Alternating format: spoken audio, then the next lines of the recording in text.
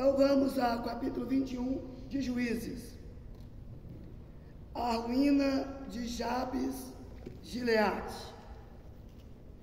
Ora, tinham jurado os homens de Israel em Mispa, dizendo: nenhum de nós dará sua filha por mulher aos benjamitas. Veio, pois, o povo a Betel, e ali ficaram até a tarde diante de Deus. E levantaram a sua voz, e plantearam com grande pranto e grande choro, e disseram: ah, Senhor, Senhor Deus de Israel, por que sucedeu isto em Israel? Que hoje falte uma tribo de Israel. Sucedeu que, no dia seguinte, o povo pela manhã se levantou e edificou ali um altar, e ofereceram holocausto e ofertas pacíficas. E disseram os filhos de Israel: quem de todas as tribos de Israel não subiu ao ajuntamento do Senhor? Porque se tinha feito um grande livramento acerca dos que não viessem ao Senhor, a Mispa, dizendo: morrerá certamente. E arrependeram-se os filhos de Israel acerca de Benjamim, seu irmão, e disseram: cortada é hoje de Israel uma tribo. Que faremos acerca de mulheres com os que ficaram de resto? Pois nós temos jurado pelo Senhor que nenhuma de nossas filhas lhe daríamos por mulheres. E disseram: há alguma das tribos de Israel que não subistes ao Senhor em Mispa? Eis que ninguém de Jabes Gileade viera ao arraial à congregação, porquanto o povo se contou, e eis que nenhum dos moradores de Jabes Gileade achou ali. Então o ajuntamento enviou lá 12.000 homens dos mais valentes e lhes ordenou, dizendo: ide ao fio da espada e feri aos moradores de Jabes Gileade, e às mulheres e aos meninos. Porém, isto é o que haveis de fazer a todo varão e a toda mulher que se houver deitado com um homem, totalmente destruireis. E achando entre os moradores de Jabes Gileade 400 moças virgens que não conheceram o homem, se deitando com o varão, as trouxeram ao arraial em Siló, que está em Canaã. E todo o ajuntamento enviou os filhos de Benjamim, que estavam na penha de Rimon, e lhes proclamou paz. Amém. Nós não precisaremos ler o capítulo todo, porque eu vou fazer aqui a narrativa para que você entenda o texto completo. Hoje eu quero falar sobre a seguinte visão: nós terminaremos melhor do que começamos. Nós terminaremos melhor. Podemos declarar isto esta manhã? Amém. Vamos juntos? Nós terminaremos melhor do que começamos. Nós terminaremos melhor. Você vai terminar melhor. A sua casa terá um destino melhor do que começou.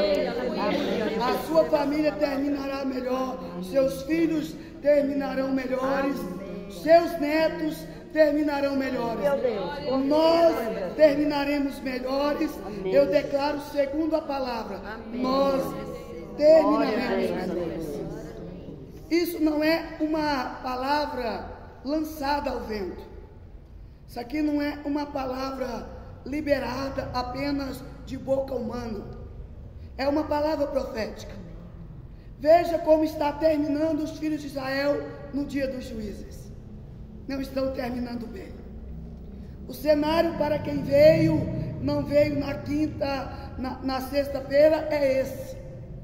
Israel se levantou para procurar justiça aos benjamitas. Afinal, aquela mulher, aquele homem que cometeu aquela barbárie com a sua concubina, que a matou, despedaçou, enviou como sentença, começou a produzir um avivamento gerado de uma dor muito grande. Aquela dor, aquela aflição, os líderes anciãos de Israel viram até onde o homem é capaz de chegar quando ele se distancia de Deus. Coisa terrível é essa. Até onde o homem é capaz de chegar sem a presença de Deus. Ontem eu queria muito deixar esta mensagem aqui, missionário Iraís. Como nós somos capazes de romper limites, se nós tratarmos a presença de Deus apenas como um amuleto. Se nós pensarmos que podemos manipular a presença de Deus a nosso bel prazer. Jesus. E o quanto a falta de temor, de confiança e de entrega à presença de Deus pode fazer com que os seres humanos rompam os seus limites. Mas aquela dor, aquela barbárie começou a mover Israel, e eles pela primeira vez, depois de 300 anos, começaram a se lembrar: nós somos o povo de Deus, nós somos a nação de Deus, nós temos o Deus como Senhor. Ele continua, apesar de nossas falhas, de nossos erros, de nossos pecados, Ele continua sendo Deus, continua sendo o Senhor do seu povo, continua a nos guiar. Então nós vamos nos purificar, vamos sair em justiça, vamos sair em juízo. Então juntaram um grande exército, alguém preparou a comida, e eles foram contra Benjamim, que não quiseram entregar aqueles que fizeram aquela crueldade. Porque todas as vezes que o povo de Deus preserva o pecado, ao invés de preservar o pecador, ele coloca a igreja em sentença, coloca a família em sentença, coloca os filhos em sentença. Foi o que aconteceu com a tribo de Benjamim, com a nação de Israel. Benjamim não quis entregar os homicidas, aqueles que cometeram aquela barbárie com a concubina daquele levita. Então Israel se levantou e se promoveu um avivamento, porque há força na unidade.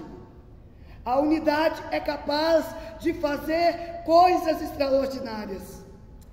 A unidade é capaz de promover crescimento. A unidade é capaz de prover banquete.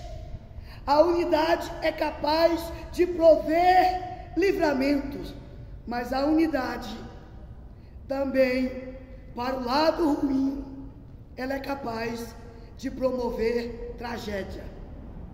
A unidade, quando alguém se une para o mal, quando alguém promove unidade para o mal, isso também é capaz de promover tragédias que marcam para sempre a história da humanidade.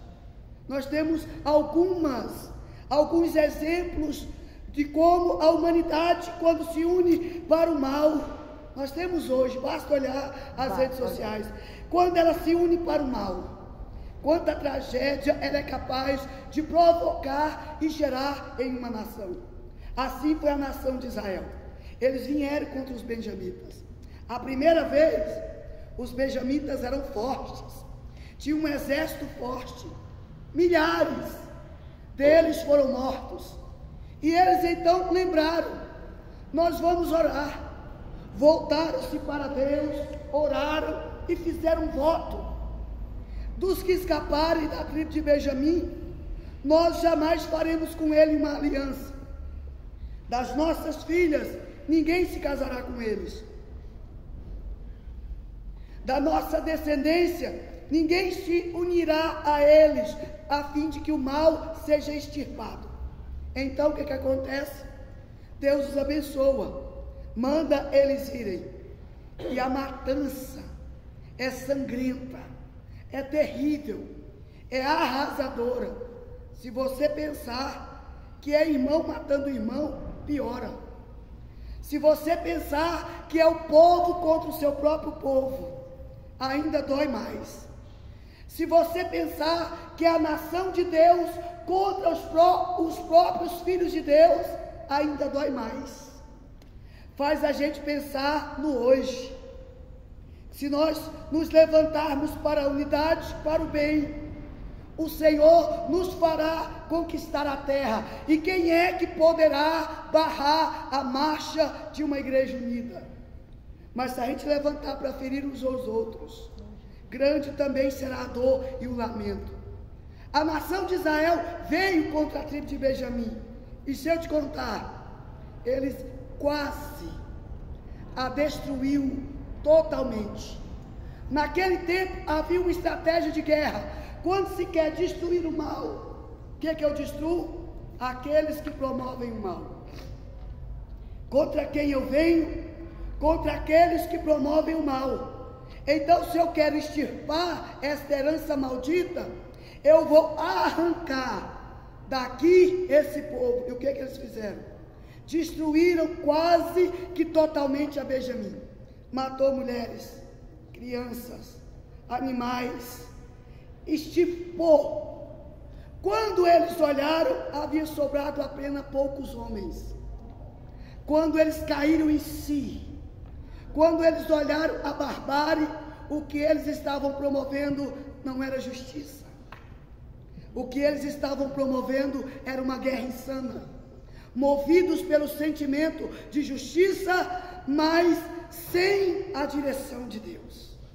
Agora toda aquela dor, toda aquela aflição, dá lugar ao arrependimento.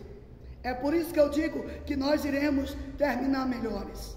Melhor do que o livro de Juízes está terminando. Eles começaram a chorar. Começaram a olhar para si e dizer: meu Deus, que barbaridade é essa? O que nós fizemos? Nós destruímos uma das tribos do Senhor. Nós mesmos, nosso povo, com a nossa própria mão, não foi o inimigo, não foram os gigantes, não foi o adversário, não foi o inimigo lá fora, mas foi o inimigo interno, foi o irmão, foi o parente, foi o familiar, aquele que deveria lutar junto, lutou contra, aquele que deveria proteger, veio contra o exército, e foi grande a dor. Quando eles olharam o tanto de homicídio, o tanto de gente morto, olharam para a tribo quase extinta, e os homens que tinham, e agora eles fizeram um voto errado, voto movido por dor, voto gerado da angústia. Irmã, não vote quando você estiver na dor. Eu tenho falado isso aqui durante todo o período de Juízes. Não vote quando você estiver movido por dor, ou por grande euforia de alegria. Espere acalmar, deixa a dor passar, deixa a euforia passar, só então você vai se lembrar de fazer o voto ao Senhor. E se possível, nem vote, apenas faça, apenas cumpra a palavra. Se nós cumprirmos a palavra, já estaremos fazendo o suficiente. Agora eles olham e eles se lembram: nós votamos. Dizemos que nós não daríamos as nossas filhas para casar com eles. E agora? Nós seremos responsáveis por extinguir uma das tribos do Senhor? Nós mesmos? Irmã, isso aqui fala muito com a gente, né? Tome cuidado, irmã. Tome cuidado para que nós, tentando preservar, nós não sermos responsáveis por extinguir. Muito cuidado, para a gente pensar que estamos agindo com zelo, estarmos ferindo, matando, machucando, magoando. É muito importante tomar esse cuidado. Agora eles lembram: nós votamos, e agora? Quem vai casar? Os homens que restaram. Agora como eles poderão gerar filhos para que a tribo do Senhor não seja extinta? E vai ficar um marco: nós extinguimos uma das tribos do Senhor. Então o que acontece? Eles fazem uma reunião, eles vão para Betel, que é casa de Deus, e na casa de Deus, pensando estar guiado por Deus, pensando ter oferecido sacrifício, Deus não respondeu, Deus não manifestou, Deus não deu direção. Eles decidem: quer saber? Nós vamos consertar o erro. E de que maneira nós vamos consertar? Com outro erro. Com outro erro. Nós vamos pegar do nosso exército que sobrou e vamos mandar a uma cidade que não veio para a guerra, que não fez o voto, para que eles entreguem a nós as suas virgens e nós entreguemos a tribo de Benjamim. Não, eles poderiam ter feito isso. Naquele tempo, casamentos eram feitos por acertos, eram feitos por alianças, por acordo entre os pais. A tribo poderia ter feito aquilo? Poderia, mas o que é que eles decidem fazer? Já que nós tomamos deles as mulheres, nós vamos devolvê-las a eles. E de que maneira? Vamos entrar em uma outra cidade. Nós acabamos de ler o nome dela aqui. Vamos atacá-la. Vamos matar todos os moradores, os homens. Vamos exterminar os que forem pequenos. E as mulheres virgens, nós vamos tomá-las. E vamos dar de presente a tribo de Benjamim, para que os homens possam casar-se com elas. E tendo se casado com elas, possam gerar filho. E a tribo possa ser preservada. Na sua casa, eu quero que você termine de ler o capítulo, para você ver como Deus reagiu a tudo isso. Porque, irmã, não tem maneira de consertar um erro cometendo outro. Esta é a palavra de Deus para nós esta manhã. Não pense que será possível consertar um erro fazendo outro. Missionária, eu briguei com o marido, feri o marido, vou me divorciar. Não há conserto de um erro cometendo outro erro. Nós consertamos um erro nos arrependendo, voltando para a palavra e esperando a direção de Deus. Missionária, meu filho está agindo com rebeldia, eu vou expulsá-lo de casa. Não se conserta um erro cometendo outro erro. A gente conserta um erro.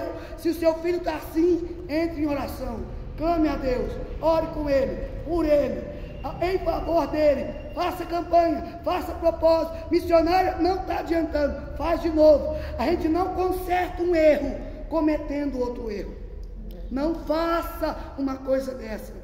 Missionário, eu caí em fraqueza, eu caí em pecado, vou sair da igreja. Não se conserta um erro cometendo outro erro.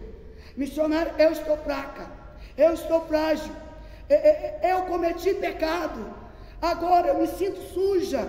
Deixa que o Espírito Santo te lave através da água da palavra. Nós não iremos consertar um erro cometendo outro, mas nós temos a oportunidade que eles não tinham. Nós temos a palavra e nós temos o Espírito Santo para nos instruir. É por isso que eu digo a seu respeito e a respeito da sua casa: nós não terminaremos como Israel terminou, dizendo, naquele tempo não havia rei em Israel, cada um fazia o que bem parecia aos seus olhos e terminaram assim. Não, nós terminaremos glorificando o nome de Jesus. Amém. O Senhor nos mostrará nossos erros, nos mostrará nossas falhas, e o que é que nós faremos? Movidos pelo Espírito, consertaremos, amarraremos as pontas, fecharemos as brechas, selaremos as portas. Irmão, isso aqui é profético. Nós fecharemos a brecha. Senhor, mostra a brecha.